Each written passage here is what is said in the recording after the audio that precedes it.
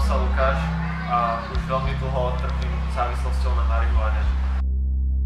Marihuana ako taká s rôznymi pouličnými názvami ako ganča, šluk, bongo, dokonca aj mimozemšťan sa vyskytuje teda na ulici a ohrozuje mladých ľudí a ja teda, môj príbeh je, že tiež som do toho spadol.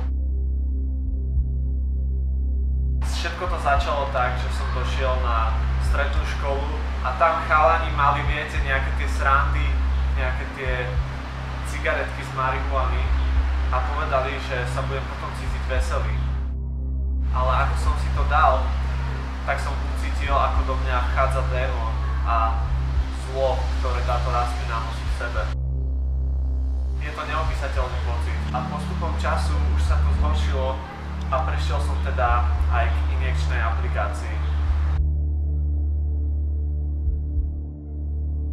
Teda túto narišku som si vlastne pichal do čela a neskôr aj do nohy, kvôli čomu som musel prestať športovať, pretože od kolena dole mi vlastne odpadla. Ukáž, jak to vyzerá.